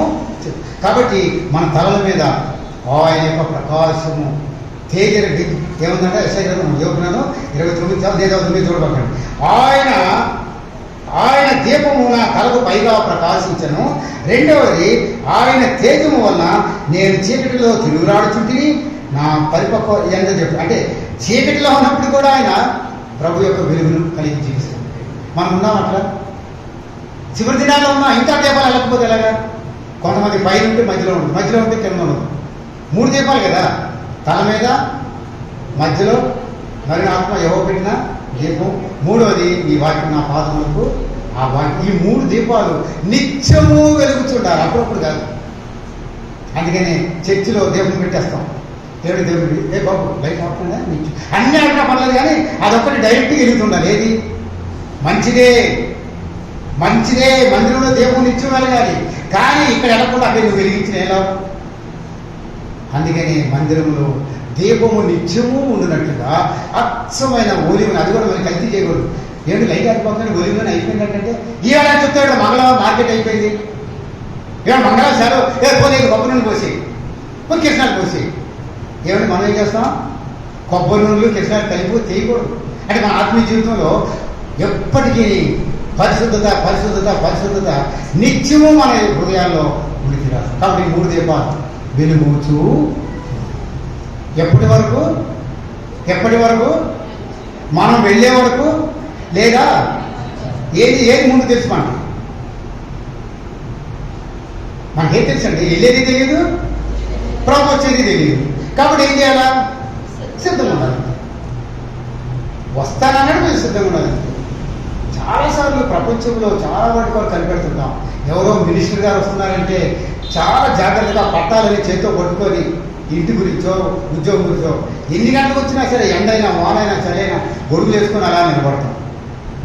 ఆయన వచ్చి సంతకం పెట్టగానే మన జీవితాల్లో అలాంటి అనుభవాలు భూమి మీద చూస్తున్నాం. ఎంతోమంది ఎన్నో రకాల శారీరకమైనటువంటి కోరికలు తీర్చుకోవడానికి, అవసరం తీర్చుకోవడానికి ఆ పట్టాలు పట్టుకొని ఎదురు చూస్తున్నాం. కానీ సర్వోన్నతుడైన ప్రభు, నన్ను రక్షించిన ప్రభు ఏ దినాన వస్తాడో నేను ఆయన కొరకు ఎదురు చూడాలనేటువంటి ఆ ఆసక్తి ప్రపంచంలో ఉన్న 730 కోట్ల జనాభాలో ఎంతమంది యేసు ప్రభువును అంగీకరించారో తెలియదు. కానీ అంతమందిలో మనం ఎంతమంది సిద్ధపడి ఉన్నాం?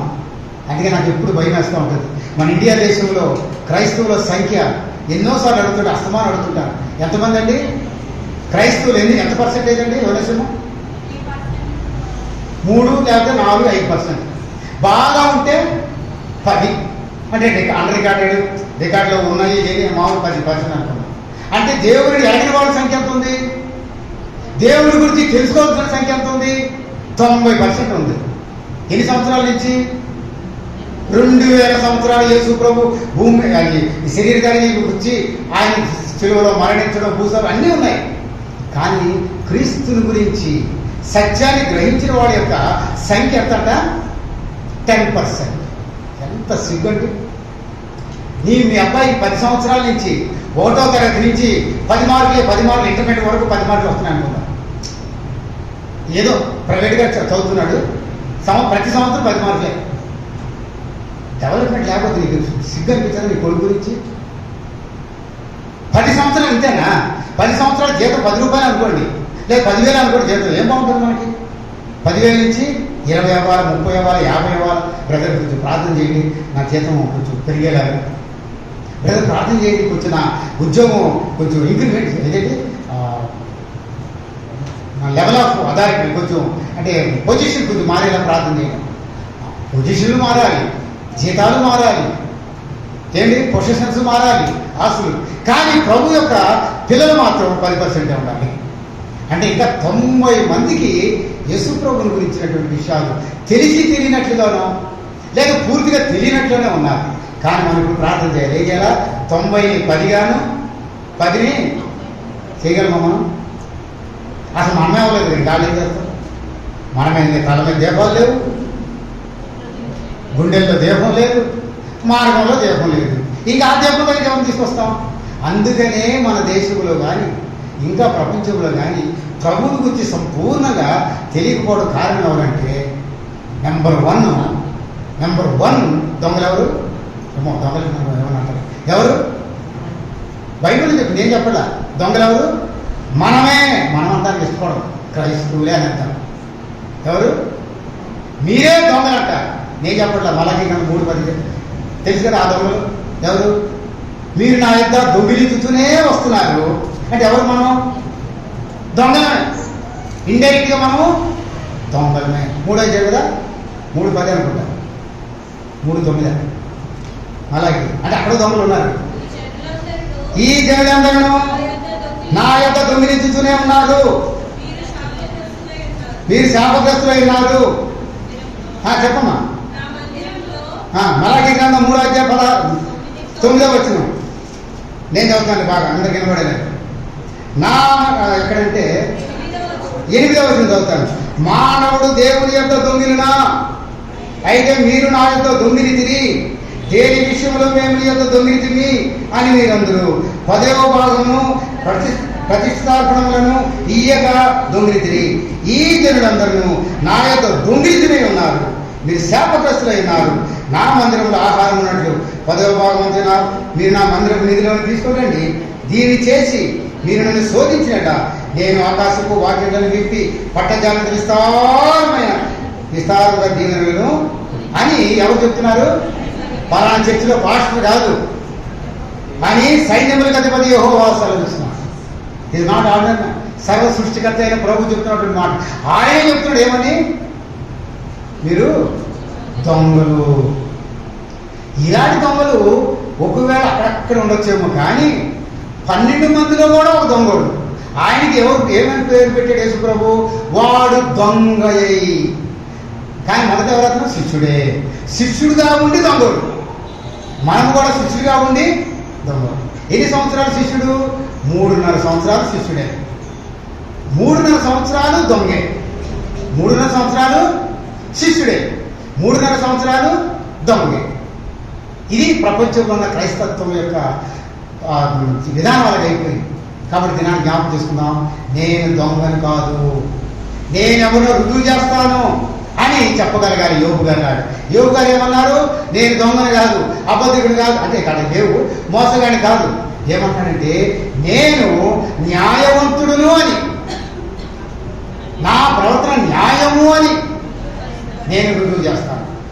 ఆయన నన్ను చంపినా పర్వాలేదు. కానీ మా యోగ గ్రంథం 13వ అధ్యాయం ఒకసారి ఈ వచ్చిన చివరి దినాల్లో ఉన్న మనం బాగా హృదయాలు భద్రపరచుకోవడానికి వరకు మాత్రమే యోగ గ్రంథం 13వ అధ్యాయము 15వ వచనం చదువుతాను. ఇదిగో పేజీ నెంబర్ 430, త్వరగా తీయడానికి పేజీ నెంబర్ 430, 13వ అధ్యాయం 15వ. ఇదిగో ఆయన నన్ను చంపినను, నేను ఆయన కొరకు కనిపెడుతున్నా, ఆయన సన్నిధిని నా ప్రవర్తన న్యాయం అని రుజుపరుస్తుంది. ఏమని చెప్పాలి మనం? నేను దొంగని కాదు ప్రభా, దొంగ నన్ను ఇంతకుముందు ఉంటుంది కానీ ఇప్పుడు దొంగని కాదు. 3.5 సంవత్సరాలు దొంగోడే, 3.5 సంవత్సరాలు శిష్యుడే. డిసైపుల్ అంటే శిష్యుడు, డిసిప్లిన్ అంటే క్రమశిక్షణ. ఆయన ఎలాంటి డిసైపుల్ అంటే డిసిప్లైన్ డిసైపుల్స్. డిసిప్లిన్ లేని డిసైపుల్. స్పెల్లింగ్ కూడా ఒకటే, చెప్పని మారిపోతుంది. DISAPLEN discipline, disciple. Disciple without discipline. Discipline లేని డిసైపుల్స్. ప్రపంచంలో క్రైస్తవులు మనం అందరూ పరీక్షించుకోవాల్సింది డిసైపుల్ ఏమై ఉండాలి?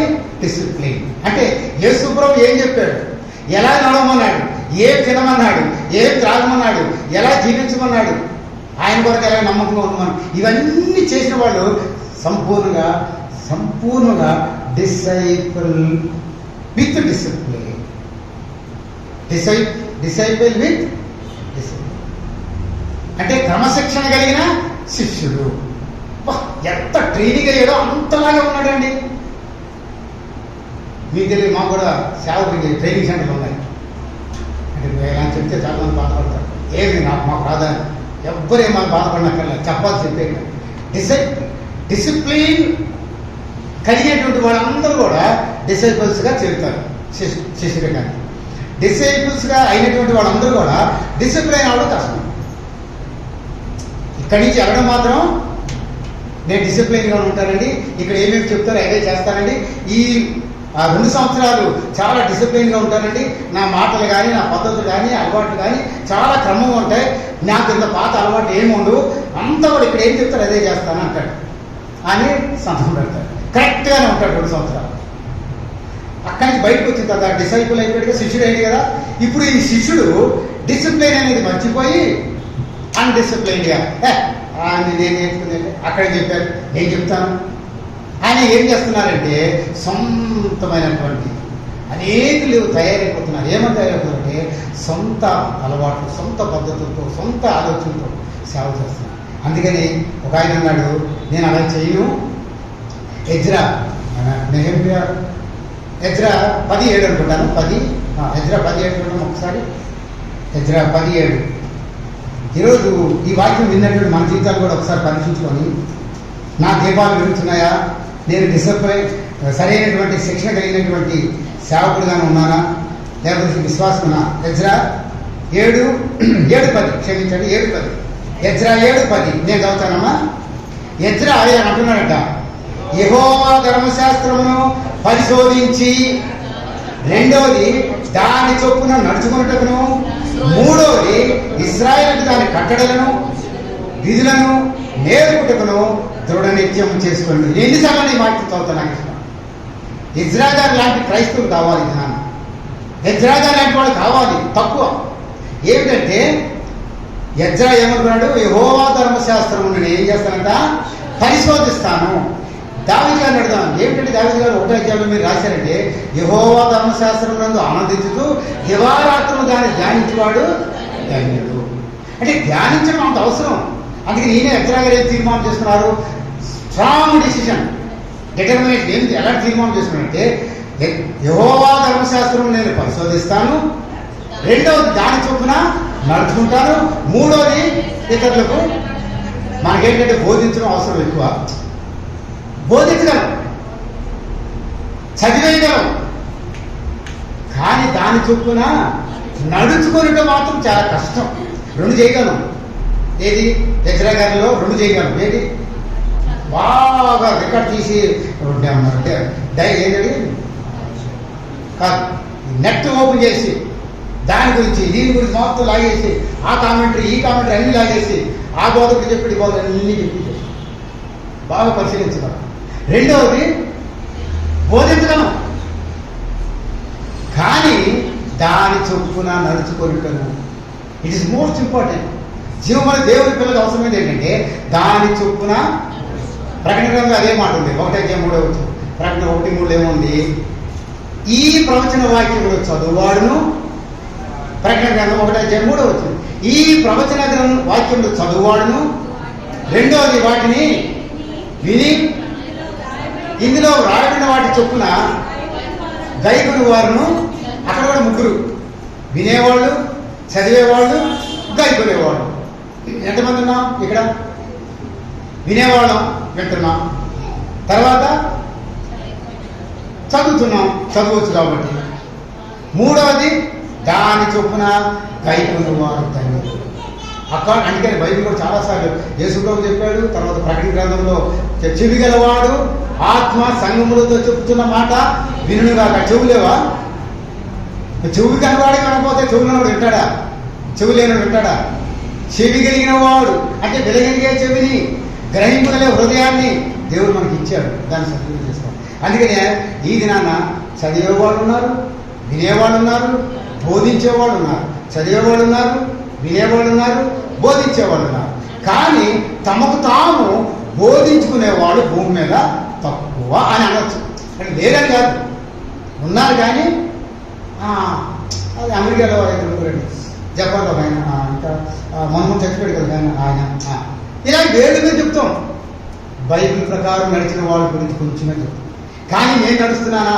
ప్రభు నాకు చెప్పాడు, నేను వస్తాను త్వరగా, నువ్వు సిద్ధపడి ఉండు అన్నాడు, నడుము కొట్టుకోమన్నాడు, దీపాలు వెలుగుతున్నట్టు చూడమన్నాడు, నన్ను కనిపెట్టేవాడు ఉంచమన్నాడు, వెలుగు తెలియవాడు ఉండమన్నాడు, సిద్ధము కలిగి ఉన్నాడు. 5 నడుములు పట్టుకున్నాడు. రెండవది నీ దీపములు వెలుగుతుండండి. మూడవది ఎదురు చూచు మనుషుల వలె ఉండాలి. 4వది మెలుగుగా ఉండాలి. 5వది సిద్ధముగా. 5వది అదే ఈ సంవత్సరం ఈ వాగ్దానం దేవుడు నన్ను నెరవేర్చి ముఖ్యాంశాన్ని ఆయన మీరు అనుకోనని టైంలో వస్తాడు. ఏ టైంలో వస్తాడో కానీ వస్తాడు, రావడం మాత్రం ఖచ్చితం. కానీ ఏ టైమో తెలియదు. కానీ ఆ టైం కొన్ని సూచనలు, కొన్ని గుర్తులు చెప్పారు. అది మీరు 24 అధ్యాయం చదివితే తెలిసిపోద్ది. ఈ 5 రోజులు కూడా దేవుని వాక్యం బోధపడుతుంది. కాబట్టి సిద్ధంగా ఉన్నానా లేదా, నా దీపములు వెలుగుచున్నాయా లేదా, నా దీపములు వెలుగుతున్నాయా లేదా, ఇది ప్రశ్నించుకోకపోతే మన జీవితంలో చాలా చీకటి బతుకులో వెళ్ళిపోవాల్సి వస్తుందేమని భయపడుతూ ఈ వాక్యాన్ని జ్ఞాపకం చేసుకుంటారు. మీ దీపములు, మీ దీపములు అన్నాడు. దీపం అన్నాడు, చదవండి ఇంట్లో పోయిన తర్వాత. మీ దీపములు వెలుగుచున్నది అంటే నేను అడిగాను అప్పుడు దీపాలు అంటే ఎన్ని ఉన్నాయి ప్రభావానికి అప్పుడు లెక్కేస్తే అప్పుడు యోగు గారి దీపం గుర్తొచ్చింది. ప్రభు చూపించాడు. అక్కడ అమ్మో ఒక దీపం. రెండవది ఏం దీపం అంటే మీ ఆత్మ యెహోవా పెట్టిన దీపం. అమ్మ ఇది కూడా అవ్వదు. మూడవ దీపము వాక్యం. ఈ 3 దీపాలు మన జీవితానికి సమృద్ధిగా సమృద్ధిగా వెలుగు, కొంచెం వెలుగు ఉండకూడదు. కొంతమంది టార్చ్ లైట్ ఉంటాయి, ఏముంటాయి ఆ ముందోళ్ళు కనపడరు, నేల మీద కనపడదు, కానీ లైట్ మాత్రం లైట్ ఎదుగుతుంది. బ్రదర్ ఎదుగుతుంది కదా, ఎదుగుతుంది కానీ కనపడదు. దారి చూపించనేటువంటి దీపాలు మనం పెడతాం. అందుకని మీకు ప్రపంచంలో ఎక్కువ మంది ఎవరన్నారంటే అది ఆ పేరు చెప్తాం, మినుగుడు పురుగుని ఏమంటారు ఇంగ్లీష్లో? మినుగుడు నాకు పేరు పెడతా. మినుగుడు పురుగు తెలుసా? చీకటి ఎదుగుతూ ఉంటాయి. ఏం పేరుగా మినుగుడు పురుగుకి పద్యం కూడా ఉందండి.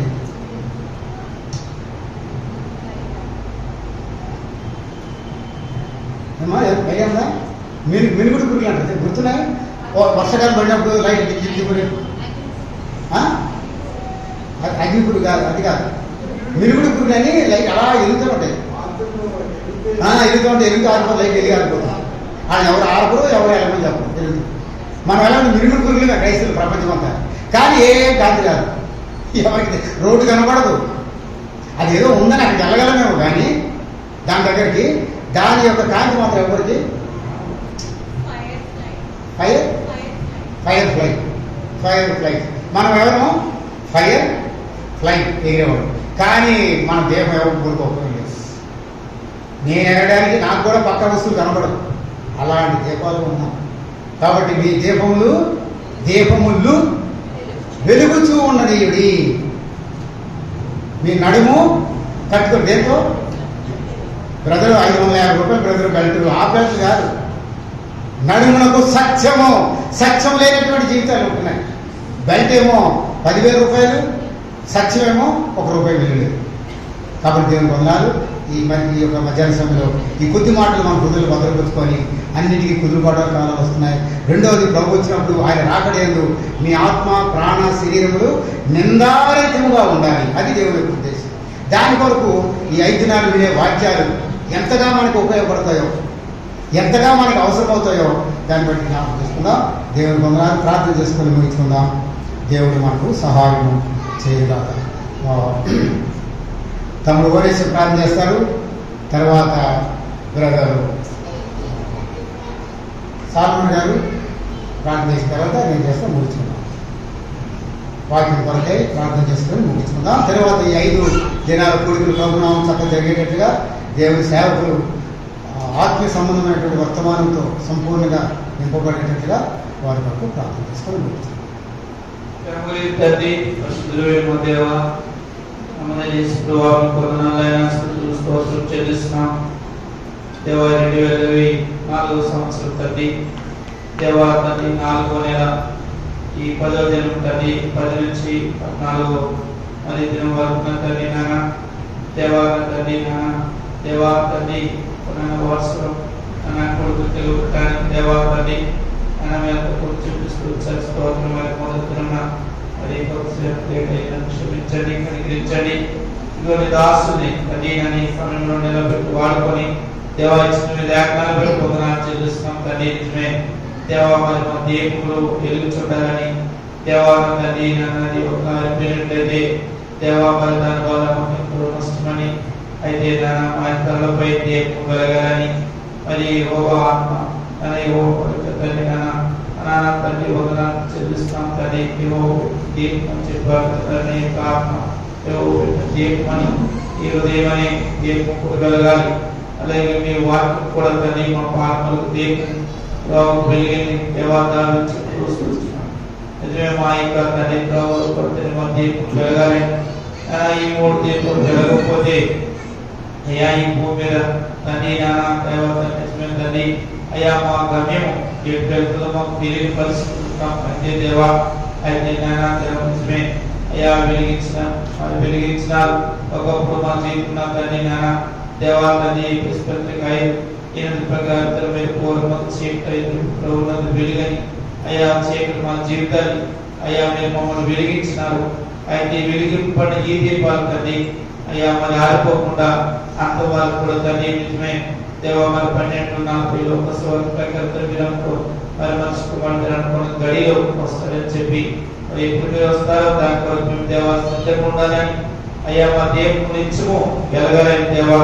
అయ్యా దాన్ని వాటి కొరకు దాన్ని మేము చాలా జాగ్రత్త కలిగి ఉండాలని.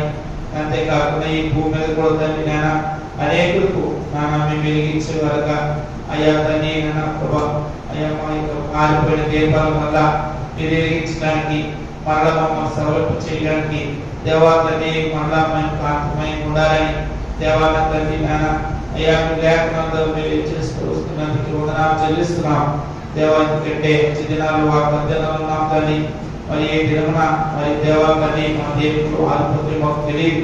అయితే దేవా నిత్యం వెలిగించి ఉండాలని దేవా తండ్రి వాక్యమని నా తండ్రి ఈ వాక్యమైన తండ్రి ప్రభా ఆ దీపం వెలిగించు మా దీపాన్ని సవరణ చేసుకుంటూ దేవా ప్రతిరోజు కూడా మీ వాక్యమని వెలుగులో సరి చేసుకుంటూ దేవాన్ని నిత్యం వెలగడానికి మీరే మమ్మల్ని సిద్ధపరిచి మీ నామానికి భయం తెచ్చుకోమని ప్రార్థిస్తున్నాం. మరొకగా తండ్రి దేవా మీ వందనాలు చెల్లిస్తున్నాం తండ్రి.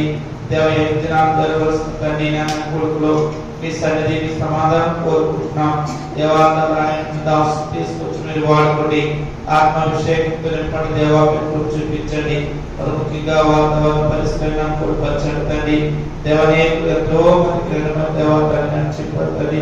ప్రతి ఒక్కరూ కాగలుగుతూ సహాయం చేయండి దేవా. చూపించండి నాయన. వందనాలు చెల్లిస్తున్నాం తండ్రి. ఆత్మీయ పేరు పొందుకోవడానికి ప్రతి ఒక్కరు సిద్ధపరచండి, సహాయం చేయండి. వేడి ప్రతి పరిస్థితులు జ్ఞాపకం చేసుకోండి దేవా. కావలసిన ప్రతి అర్థాలు కూడా నామంలో తీర్చండి తండ్రి. వందనాలు చెల్లిస్తున్నాం దేవా. మీరే చూపించండి దేవ, సహాయం చేయండి. అందరిని కూడా మీరు సిద్ధపరచండి దేవా. దేవస్థుతులు చెల్లిస్తున్నాం బలపరచండి దేవా. మీకు వందనాలు చెల్లించుకుంటున్నాం తండ్రి. పచ్చని ఫలింపు చేయండి ప్రవాసం చెల్లిస్తున్నాం. వచ్చిన వారిని తీసుకురండి దేవా తండ్రి. మీరే నచ్చినట్లుగా మీరే అభివృద్ధిపరచండి దేవా తండ్రి. మీరు సాక్ష్యం దేవా ఎంతో ప్రభావ తండ్రి పరిస్థితుల నుంచి దేవా ఎన్నో శ్రమల నుంచి దాసు కుటుంబాన్ని ఈ రీతిగా తీసుకొచ్చారు దేవా. అయ్యా ఆనాడు అమలాపం చేసిన వార్తలు కూడా దేవా నిర్మిస్తాం దేశమంతా వాడి ఎత్తున వేసి నువ్వందరూ పలుకుతుందని చెప్పారు. అంతేకాకుండా ప్రభా నా తండ్రి క్రమేణ దేవా తండ్రి మీరు అతను ఆస్వాదించాలి. దేవాన్ని దాసిన కుటుంబాన్ని దేవా తండ్రి నాకు జ్ఞాపకం చేసుకొని దేవా దినాలు మీరు పిలుచుకుంటుంది దేవాన్ని వారికి దాసం చేర్చుకొని దేవా తండ్రి ఇంతవరకు జరిగిస్తున్న పరిచయం అంతా పెట్టి వందనాలు చెల్లిస్తున్నాం. ఇంకా ఈ పరిచయం మీరు ఆస్వాదించండి, అభివృద్ధి పరిచయం తెచ్చుకొని మీరే చూపించి ఘనత పదమని దేవాన్ని వారికి మాకు ప్రతి హృదయాలు కూడా మీరు ఫలింపు చేయమని ముందున్న సమయం దీవెనకరంత చేయమని అయ్యా. నేను కూడా దేవుని దాసులతో సంఘంతో కలిసి ఈ రీతిగా చూపించి ప్రార్థించడానికి ఇచ్చిన సమయాన్ని బట్టి వందనాలు చెల్లిస్తూ మోకంతో తండ్రి మిమ్మల్ని ఎదుర్కోవడానికి మా దేవుడు నిత్యం ఎదుర్చుకున్నట్టుగా తండ్రి మీకు సిద్ధపరచమని ప్రార్థన ఫలం తెచ్చేయమని యేసు ప్రభు నామమున స్తుతించి ప్రార్థించి అడిగి వేడుకుంటున్నాం తండ్రి. ఆమేన్.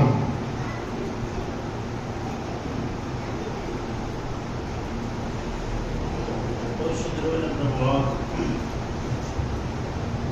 ఈ మొదటి రోజు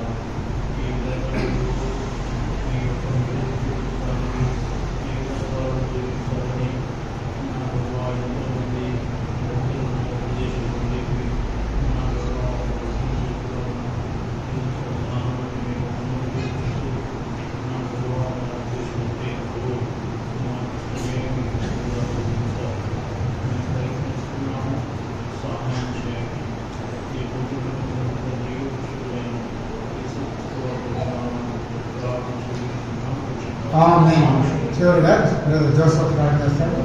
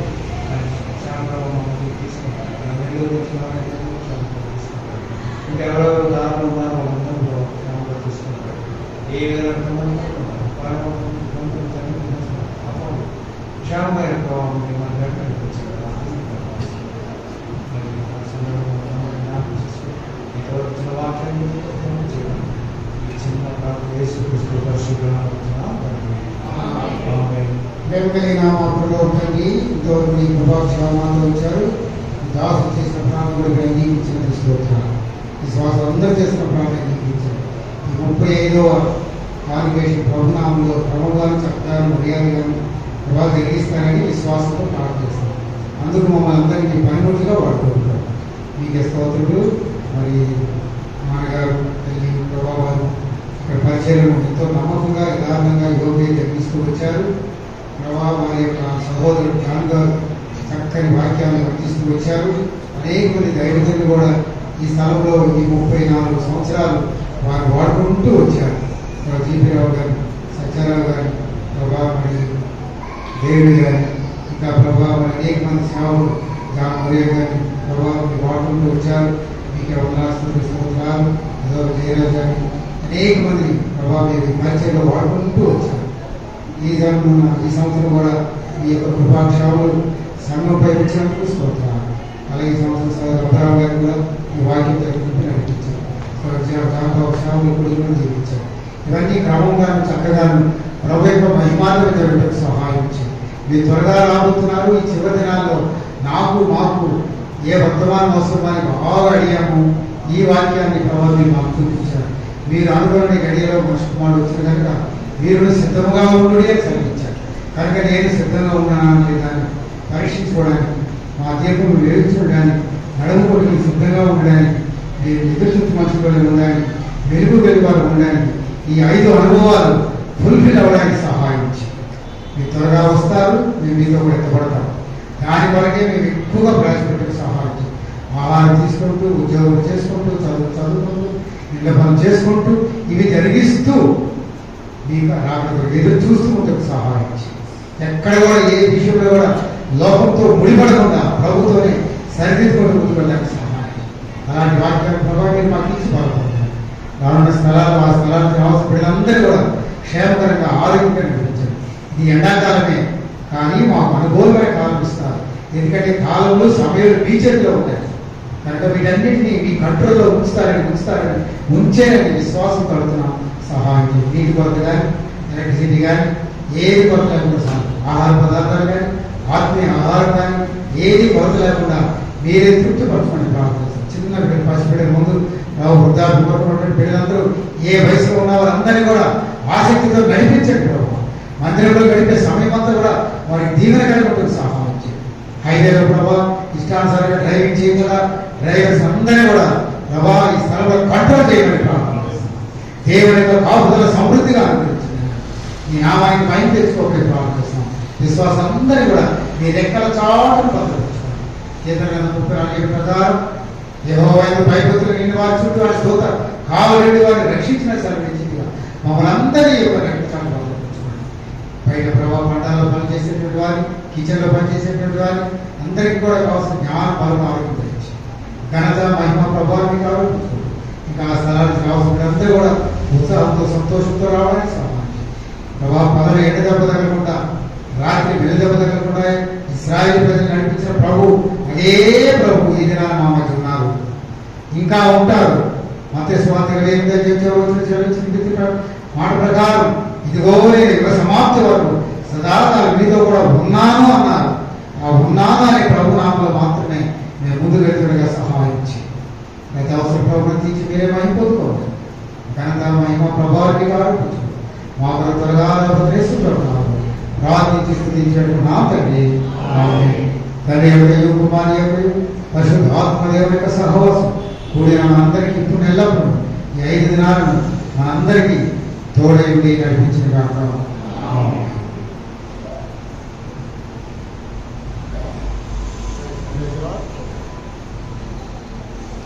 దయచేసి అందరికి భోజనాలు సిద్ధపరచబడ్డాయి. పండాలకు వెళ్దాం. భోజనం చేసిన తర్వాత వెళ్దాం. ఎవరైనా వెళ్ళి మళ్ళీ రావాలనుకుంటే 3 గంటల వస్తే ఈరోజు కొంచెం తక్కువ టైంలో ఉంటుంది కాబట్టి ఒక 3 to 4 hours 1 hour నేర్చుకుందాం. Right, thank you very much. మీరు ఇంకా ఎవరైనా తిరిగి వాడుకుంటే చెప్పండి, అందరూ వచ్చేలాగా. వంటల దగ్గర పనిచేసే వాళ్ళకి అందరికీ ఓపిక కావాలా, ఎండదెబ్బ కూడా ప్రార్థన చేయండి. మంచి ఆహారం వాళ్ళు సిద్ధపరచేటట్టుగా దేవుడు ఆహార వస్తువులను కూడా సంబంధించుకుంటాం. ఇంకా అనేక విషయాలు నేర్చుకోవచ్చు. ఇవాళ రేపు 5 నాలుగు బ్యాప్టిజమ్స్ గురించి ప్రార్థన చేయండి. ఎవరైనా తీసుకోవాల్సిన ఇప్పటికి 3-4 పేర్లు ఇచ్చారు. తర్వాత మీ స్నేహితులు చెప్పండి బ్యాప్టిజం కానీ ఆ రోజు సడన్గా వచ్చి తీసుకోవడం కాదు, కానీ ముందుగా వస్తే కొన్ని వాక్యాలు కూడా ఉంటాయి కదా, వాళ్ళు కూడా వాక్యానికి రమ్మని వాళ్ళ వాక్యం ఉంటే మంచిది. బయటికి వెళ్దాం, బోధించాలి.